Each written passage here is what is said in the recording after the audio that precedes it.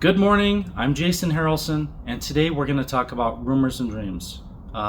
It is Friday, September 29th, 2023. I throw that date out there just so we have some reference point for this video, but I really want to give you some backdrop on how I came up with the name for the instruments, how I decided to create these two specific instruments for you guys, why it's a limited edition, and then that really dives into more about me personally. So first off, Rumors and Dreams seem like the perfect title for these horns for many reasons. And I never had the idea of using this name for trumpets before, but I watched the Yellowstone series. And if any of you have seen that, then Rumors and Dreams is a line in that series. Now, the reason that matters, I guess it probably doesn't matter at all, because it's just a great name for these horns. But I'll dive in a little further. First off, I'm from Montana, so the Yellowstone show was a lot of fun to watch for me because a lot of the things actually hit home. A lot of the themes and events that happen in that show are pretty close to real life for some people in Montana. And to give you an example, my own uncle, my mom's brother, was murdered in Montana. We were going to meet him for lunch, and we got a call that something had happened, and by the time we got there, he was already rushed to the hospital. Most people probably don't realize this, but my sister and I, we grew up in pretty turbulent environments. And, things like, unfortunately, crime and murder and poverty were all part of our reality. And Rumors and Dreams, the name of these instruments, it stuck with me right away because I had heard Rumors and Dreams before from Fleetwood Mac. I don't know if you guys know the reference there either. But I had always heard lots of rumors about me personally. As I was coming up as a trumpet builder and a designer, when I first started, I put my very first trumpets, the very first one I sold in the pawn shop. And when I sold that trumpet, I originally had gone to a couple different music stores, and one of them was Eckroth Music in Billings, Montana. And I took it in and I said, I'd like to sell this trumpet and maybe start building trumpets for you so you can sell them in your store. And I'm not even kidding. The repairman who checked over the trumpet and looked at it told me it was the worst work he'd ever seen. There's no chance in the world that they would ever work with me. And I thought, wow, that's rough. And it's something I needed to hear because I was just starting. And I don't know that if I were the music store owners, I would have maybe had that same response. But at the same time, this guy was pretty high on himself. He thought a lot of himself. And I knew him for several years after that. And I don't think he ever liked anything anybody did. But it doesn't much matter. What matters is that he represents a certain segments of the music industry and the music instrument industry. Even though he was a repairman, I'm sure he did very fine work, and he probably worked very hard, and he was very skilled. It's very common for musicians and for musical instrument builders, especially the small builders that actually do it themselves, not factories, to think that what they do is the best. And I do think that is both beneficial and also very dangerous. And I've never ever thought that what I've done is the best in the world. I may have thought it was the best I've done this year or this month, or maybe it's the best work I've done in many years. I've thought that, but I usually compare it to myself. So let's fast forward a little bit. I pawned that trumpet because I got to the point where I had taken a year off of college to work on building Harrelson Trumpets, the company. And I didn't really know that's why I was going to do that, but I did. When I decided to go back to college, I needed money to get back to school. And the school I went to was way out of my price range. I grew up as a lower class person, and my parents worked very hard, and we lived in a trailer court. And before that, they were truck drivers, and we lived on the truck, so we lived on the road for many years. And when they were truck driving, a lot of times they would leave us with relatives. So my sister and I lived with different relatives on and off all over the country. When I decided to go to college, my band director said, there's this one college that's really, really great. It's a great music school, and you might want to consider going there. And the funny thing is, even though I was this poor kid that was, I think most people underestimated, I had scored in like the 98th percentile in the PSAT when I was in 8th grade. So obviously there was a lot of potential. I didn't know what I would become, and I didn't know who I was. I was a kid, right? But one of my teachers said, you should take the PSAT. And I was like, I have no idea what that is. And she's like, oh yeah, well, it's like the SAT, but for younger people, just to give you a trial at it, right? Well, it turns out that I scored so high on the PSAT that my 8th grade scores got me into college. And not just college, I got into a really fine music school. And they gave me great scholarships and great financial aid. And I did that. I went there and I did it, mostly on the recommendation of my band director. The top player in our band that I knew had gone to that school. The top player before him, the year before, also went to that school. It turns out that we had 7 trumpet players who were either really great trumpet players who became professional players in orchestras or touring, or became professors, and I'm in there as well. 7 of us in, I think, the period of 7 or 8 years from that high school through that same college. I think the band director, Gary Tangen, is the reason for that. Okay, so we're getting back to the story here.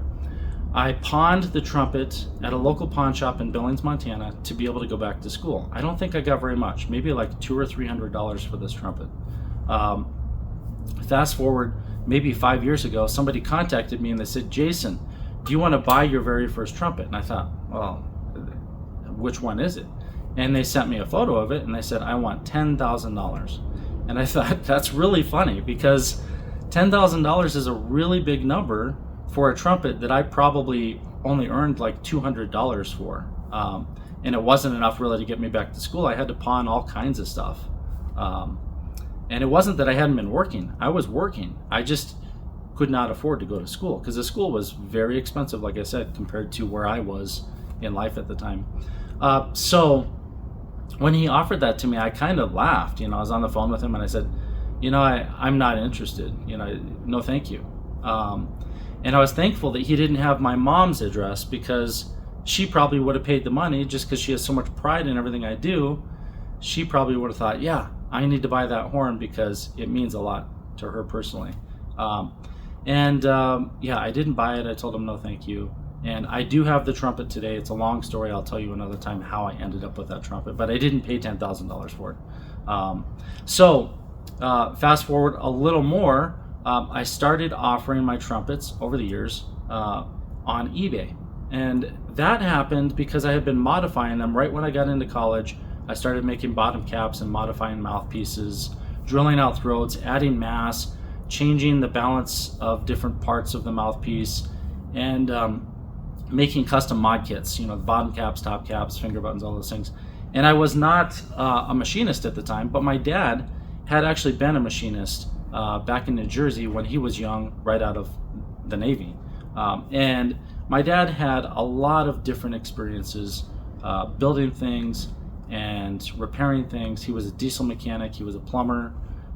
He's done a lot of electrical work, even though he was never a certified electrician. He basically helped my uncle, the one who was murdered, build houses for quite a while as well. So my dad taught me a lot about the mechanics of machinery and how things work. And when I was in high school and I got my first car, we went down and bought a car that didn't even run, and I had to rebuild the whole car, well, most of the engine components, to really make it run. And he saw that as a valuable lesson for me, and looking back, I think it was a great lesson. The funny thing is, the way he would teach me to do things is he would sit in his chair in the living room watching TV.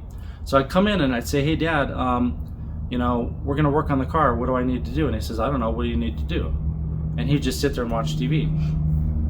And my dad wasn't like a neglectful person, although there were times where he found me annoying and didn't want to see me. He wasn't trying to neglect me at that time. What he was really doing is getting me to think about what needs to be done. So I go out to the car and I try to figure out what's going on, and I'd be like, okay, well, it doesn't start, maybe it doesn't have power. And I go in and say, maybe I need a new battery. And he says, I don't know, do you need a new battery? And I had seen and worked with him doing many different things with automotive things. And at that moment, I was in this position where I was thinking, hey, I need your help. You need to show me what to do. And what he was teaching me was, I'm not here. You need to figure it out for yourself because I've already taught you everything you need to know. And I didn't know I already knew how to fix the car. I truly had no idea that that was the case. But piece it together, my dad never put a finger on that car. He didn't touch any of the nuts or bolts. He didn't grab any wrenches for me. The only thing he did was drive me to the automotive store and help me figure out which parts to buy and how to confirm I was buying the correct parts so I didn't have to make too many trips or just buy the wrong thing that's maybe not returnable. So all of that to say that growing up, I spent a lot of time learning a lot of mechanical things from my dad.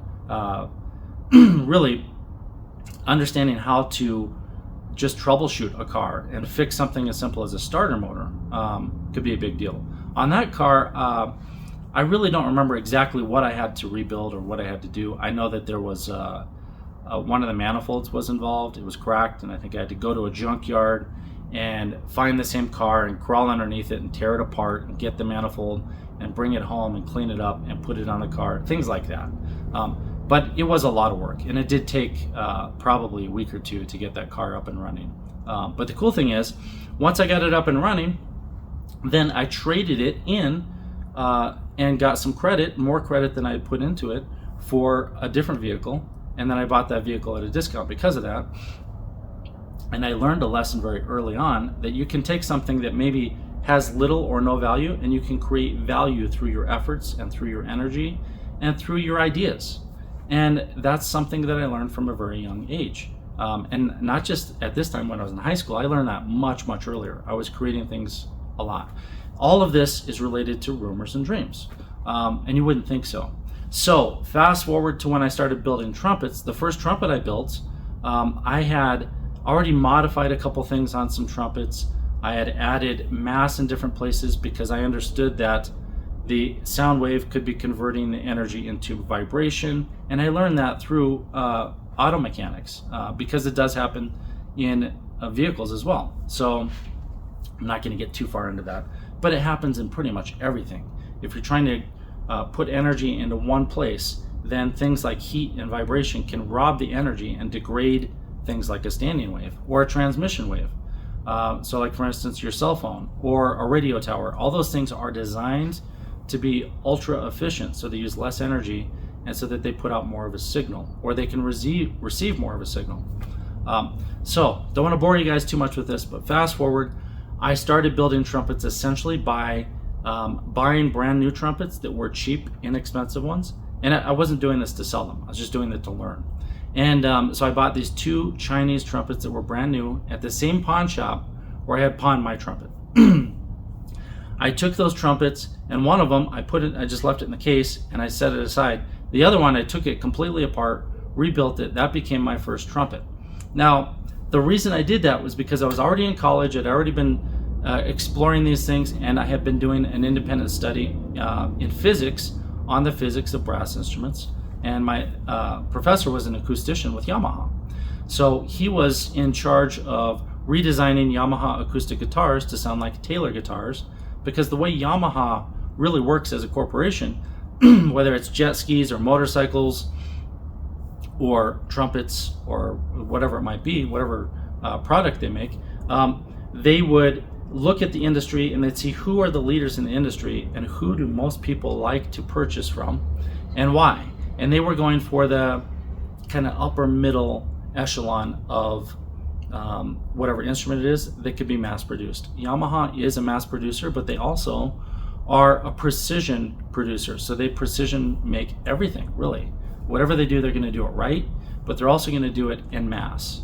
And those are 2 important things to understand about Yamaha, because a lot of people ask me, hey Jason, if this technology works on your trumpets, why doesn't Yamaha use it? Why doesn't Bach use it?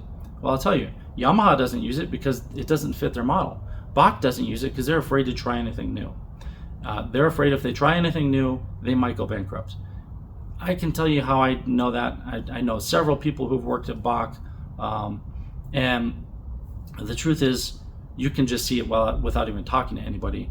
They want to remain traditional because since Vincent Bach left the company, they really haven't known what to do. And And with Yamaha, it's simply because they want to do something that can fit the Japanese corporate model, which is essentially make a lot of a really great thing, provide good service, get the right endorsed people to promote it for you, and you've got a system. Yamaha is about systems. Bach is all about tradition. I am all about innovation. Very, very different. And this is where the name Rumors and Dreams really becomes the perfect name for this line of trumpets. And it's so good that I wish that I could just keep using it. And maybe I'll find a way to use Rumors and Dreams again in another series. But essentially, this is a limited edition of trumpets. I'm only making 31 Rumors and 36 Dreams trumpets. Rumors is a lead commercial horn. It's got a couple of special features that make it sizzle, like that's what it's designed to do. It's not going to be anything like Dreams when you hear it, but it'll look very similar. It's when you stand them side by side, they look very much like the same type of horn, even though it's clear they're different. Dreams is your all-around horn. It's good for everything. Projects better than Rumors, and that's essentially because of physics. It's not like my personal choice. I wish they could both project the same. But when you make a horn sizzle and you do the things I've done to the Rumors horn, it will project pretty good, but it's not going to project like Dreams, because Dreams is technically a more efficient instrument, but it's an all-around instrument that can be used in all situations. You can use it for lead, and if you set it up with the right bell, then it can lean towards lead more so than other bells. And I'll discuss that in a future video. So, Rumors and Dreams, the pre-release is Wednesday, October 4th, so it's just like 5 days from now. And that pre-release, I'm offering the first 5 customers who prepay the whole balance a huge discount. Now, if you can't prepay the whole balance, the first 10 customers who do a payment plan will also get a discount. It just won't be as big.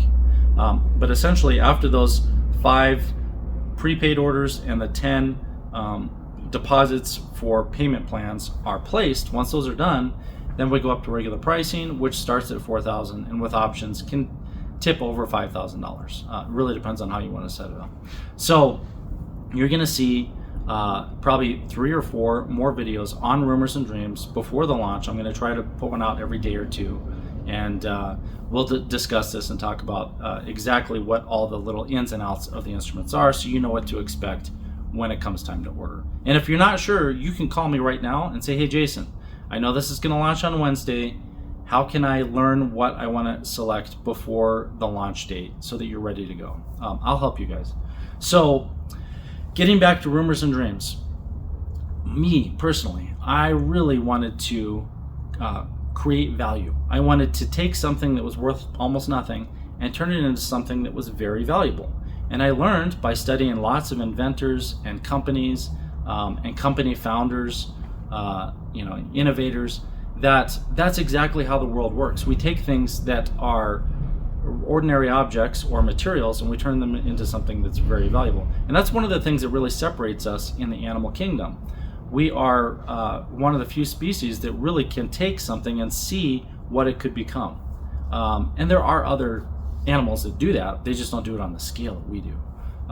So for me, I really thought, wow, what if I could take this $20 brand new Chinese trumpet from a pawn shop and turn it into a trumpet good enough to make me a better player, so I could then become a professional trumpet player. That is exactly how this company started.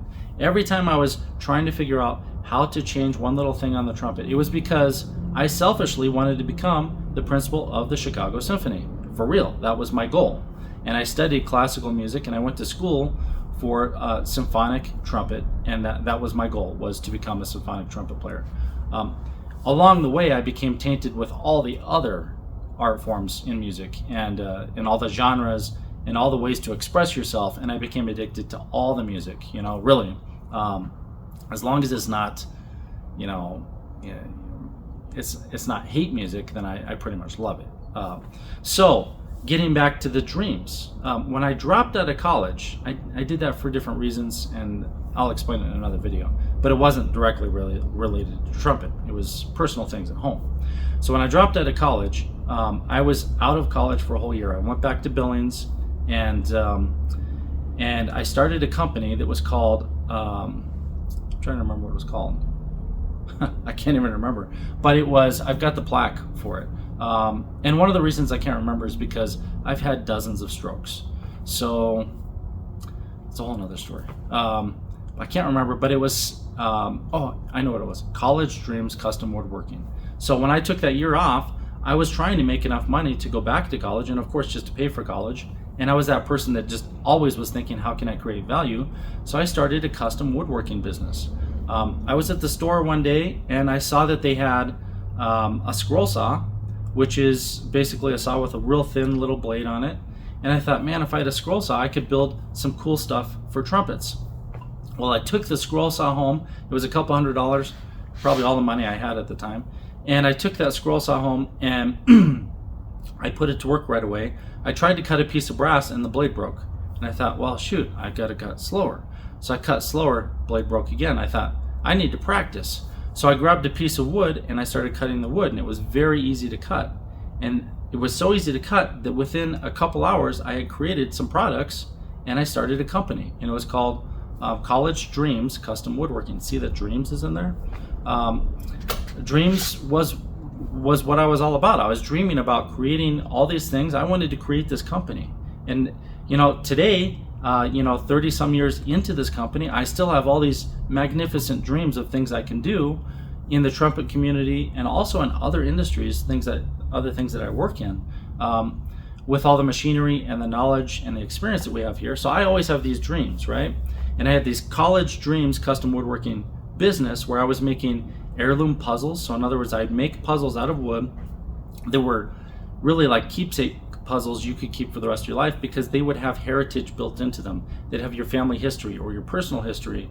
And I should find some of the photos and show you guys in a future video. So yeah, as you can tell, I didn't have a normal upbringing, and I didn't follow any specific route where I was influenced by society or my parents or someone that said, go to school, become this, and that's what you'll become, and that's what you do. Nothing against people who do that, but that just wasn't my life. So I had College Dreams Custom Woodworking, and that eventually became a full-fledged woodworking shop in the town where I was going to college. My roommate and I decided to go into business together in that endeavor, and we rented an actual retail and shop space downtown in the little town that we lived in. And I made a lot of things, and that's how I made a living while I was in college. Even though we were discouraged from having jobs, and I didn't tell anyone I had that job, and we were discouraged from leaving campus. I could drive my car down there. We actually were discouraged from having cars. We couldn't have a car. So one of my professors would trade me house sitting in the summer for me getting to park my car in front of his house. So I had a car. I was one of the few people in our school that had a car, and I could drive back and forth. A lot of stuff you don't need to know, but it also kind of adds to this story, So that was the dreams part of it.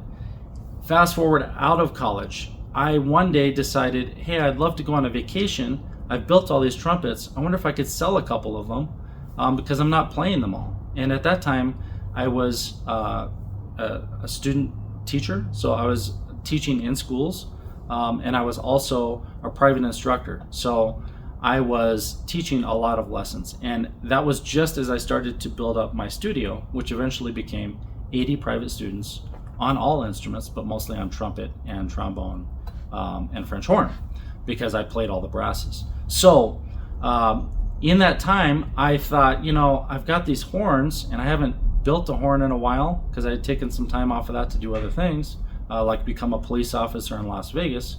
And when that ended, I moved on to teaching music and performing. And I realized I have these horns in the closet. Maybe I can sell one on eBay. I've been hearing about eBay for a couple of years. So I got on there, looked it up, and sure enough, I could probably sell it on eBay. So I took my first trumpet that I had in the closet and I put it on eBay. I don't remember how much it sold for, and I don't know if there's a way to find out. But I have a feeling it sold for like $1,200 to $1,500. And this was a trumpet I had put a lot of time and energy into, so it looked really nice. It was a very fine playing instrument. When I got that money, I was like, whoa, let's go on vacation. So that was vacation money. Spent the money, went on vacation, had money left over because that was way more than I needed. And I thought, you know what? maybe I should build some more trumpets. And I took one of my other trumpets out of the closet and I put it up, and sure enough, it sold again, probably for around the same amount. And that was the beginning of how a lot of you first heard of me. So people who have heard my name for 20 years, I don't know when eBay came out, but it had to be over 20 years ago, maybe 25 years ago.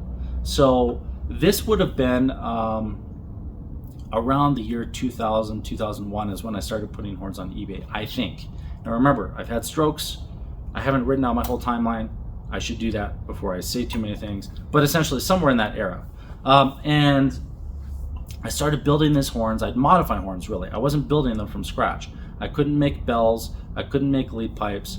I definitely couldn't make valve sets. We can make all those things now, even though we choose not to make them all the time. But I couldn't make any of that stuff back then. So for me, what I was really trying to do is modify a horn to become something much better than it was. And I'd buy instruments that were in good condition, or I'd buy multiple instruments and take all the good condition parts and put them together. But I'd also use the standing wave efficiency technology principles that I learned in college, which are real physics principles that I gave a name. Essentially, they are what you would know them as the Isaac Newton's laws of motion. So I applied those to my designs, and I was off and running. I started building horns, started modifying them. I'd sell them to my students. Sometimes I'd even rent them. They were head and shoulders easier to play than other instruments. And that's where the rumors came from. The rumors part of this really came from eBay, Trumpet Herald, and Trumpet Master. I think Trumpet Herald was the first big forum, and then eventually Trumpet Master came. So what happened was I started selling these on eBay, and people started talking, and these forums started popping up around the same time, or at least I became aware of them around the same time, because I would get calls from amazing players, right? I would have, the top players in Japan or in Germany or the United States call me and say, "Hey, Jason, I really like what I'm seeing on eBay, and I want to check out a horn and see if you could build me a horn." And I had no idea where these people were finding me except from eBay. I had no website.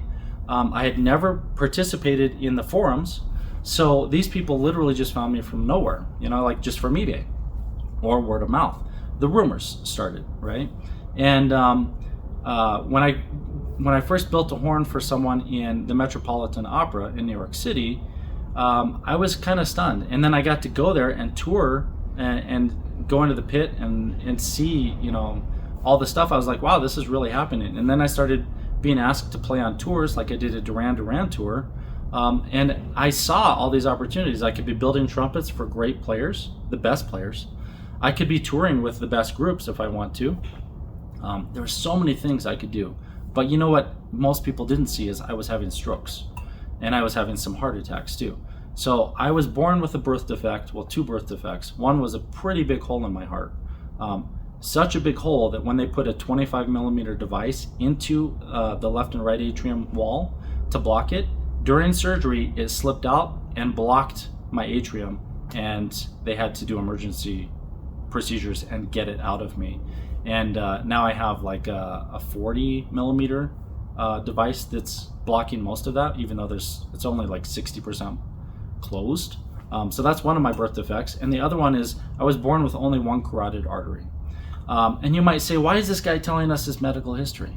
Well, it ties completely into my history. It ties into the history of this company, and it ties into the history of what you think of Harrelson if you knew any of the things that happened in those decades.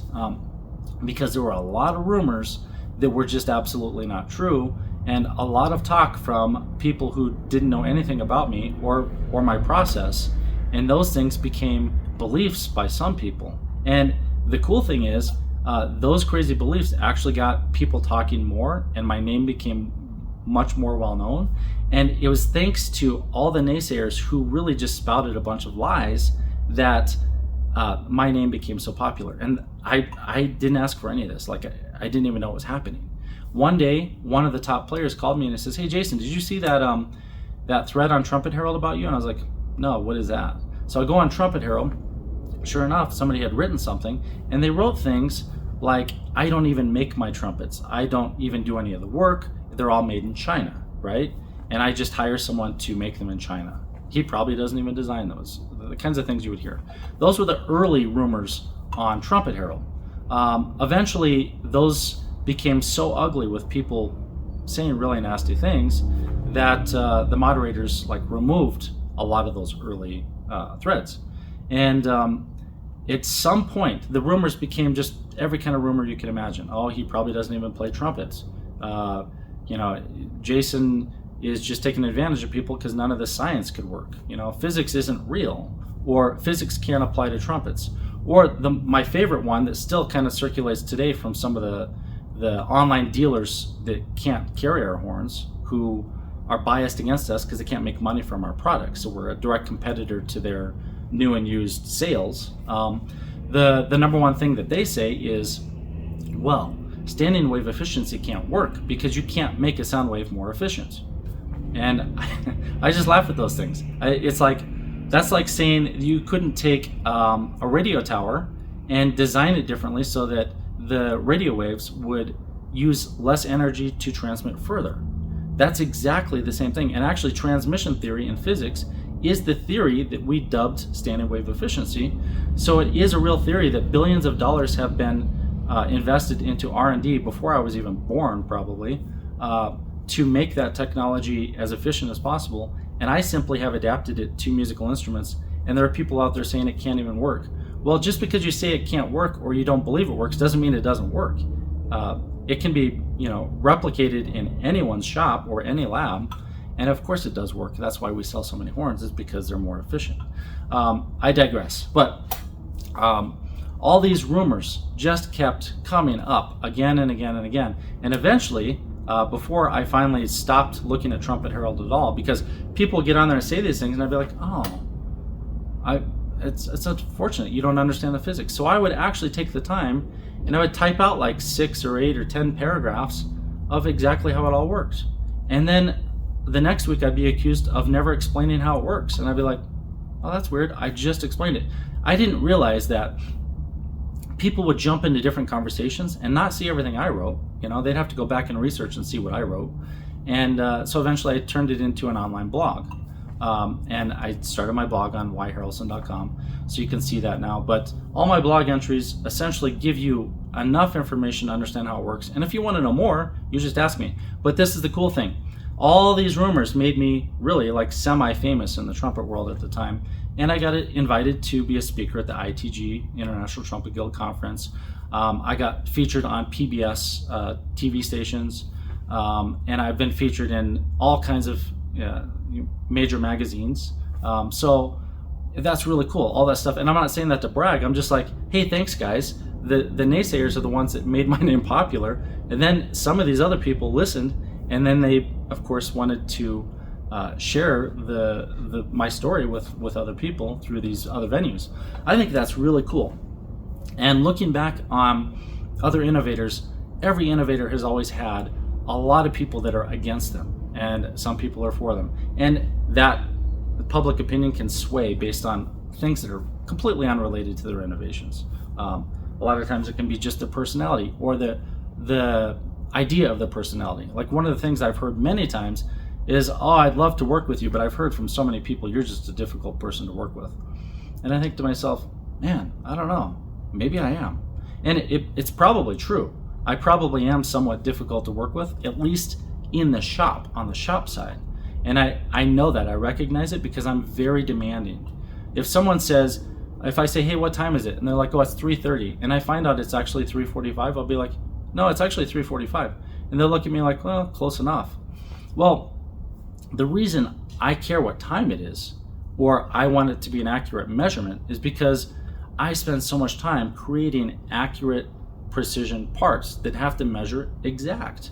And I do that for you guys so we have consistency, and so that I can measure my process and I can have a baseline to measure from, so when I try different things, I'm measuring real numbers. So if I do a study on different types of bells and thicknesses and bracing and diameters and tapers, I can then, knowing the exact measurements, know exactly what changed and what did not. Yes, in the shop, I am literally one of the hardest people in the world to work for. Unless you become a self-starter, you take accountability for what you're doing, you do something, you say you're going to do something and you do it, and then when you complete it, if it needs some more work and we can evaluate it, then we come back and take ownership of all that and make sure that our customers get exactly what we need. So yes, there are some rumors out there that I'm very difficult to work with. I wouldn't say I'm very difficult. It's just, it would be difficult to work with me if you're not the type of person that's mechanically minded, someone who understands, basic math, someone who has accountability or doesn't have accountability. So essentially you need these things to work with me, otherwise it will be difficult. But when it comes to the client side of things, I kind of feel like, I'm easier to work with. I'm not going to say I'm the easiest person in the world to work with, because I'm not a yes man. I don't say, yes, you sound great on this, yes, you sound great on that. I'll tell you if it works or it doesn't work. I'll be honest with you. So maybe the honesty comes through as difficulty. But that's one of the rumors that's out there, is that I'm so difficult to work with. And I laugh because I have thousands and thousands of clients who are great people. And from what I can tell, we've had a great time. We come here, we go through the shop, do a shop tour, check out things. We play instruments. We work through setting up mouthpieces and finding the right configuration for their horn. If we have it in stock, or they pre-ordered it and we have it built, then we can train on it and understand how to use all the technology that's incorporated in our horns. But essentially, I feel like we pretty much always have a really good time. And if we don't, then I usually think to myself, we should probably just cut this short, because you're not the kind of person that should own our equipment. And I have been the person that has sent deposits back to people because they said, I want X, Y, Z, and then the next week I change it a little bit. Then the next week, hey, why isn't it done? And then the next week I want to change some more stuff. And those difficult people get their orders canceled. And that may be part of the reputation I have built. But it's interesting because these became a lot of different types of rumors. And at one point, before I stopped participating in Trumpet Herald and Trumpet Master, and I don't even know if those are still on the website or online anymore, but when I stopped, I finally did a search of just Harrelson, right? And there were over 2,000 threads with Harrelson in them. And a couple years later, the moderators contacted me and they said, Jason, we're really sorry. Somehow the server, they had a server problem, or they changed servers or whatever. I don't know if they just wanted to push reset or what happened. But they said, we lost all the history, so all of your threads are gone. And I was like, well, that's okay. I don't really care. I don't know if they've ever been put back up. From the last time I heard, because I haven't looked, they were gone forever. And I kind of feel like maybe they pushed reset because Trumpet Herald and Trumpet Master, it didn't matter whose name you typed in, it would get ugly on every topic. And there were a lot of topics where they would compare me and Dave Monette, which I think is really unfortunate, because Dave Monette is a creator, he's an innovator, he's a brilliant person who has dreams and rumors as well. And maybe he should use the name as well. But anyone who puts their life's effort into creating something for other people, of course, in exchange for money, so we can continue to do it and make it our livelihood, those people deserve so much respect. And I think it's really unfortunate that we would run names like Dave Monette through the mud on the internet. There's no reason for it. If you don't like something that somebody does, then maybe just say, that's not for me. And that's probably where you could stop. If someone wants to elaborate and get into the nitty-gritty, then keep it objective. But don't pigeonhole people into different names, because it's just not right. And I know they do it to me, of course. Lots of people do it to me. They do it to Dave Monette. They've done it to everybody. And some people hate Bach for whatever reason. Like, oh, I never play a Bach. You don't have to take it so far as Vincent Bach was an idiot, because he wasn't. He was brilliant. He was a great engineer. He was a great machinist, a great fabricator, a visionary. He was a dreamer, and he had lots of rumors as well. So I love the Rumors and Dreams name.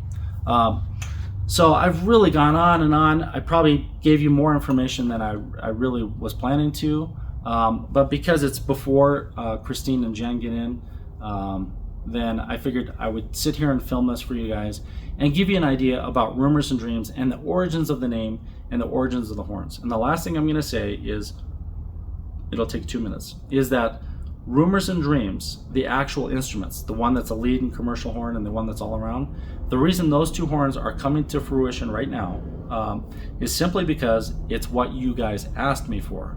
So I've listened, I've taken notes, even in the times when I don't have my memories from strokes and things.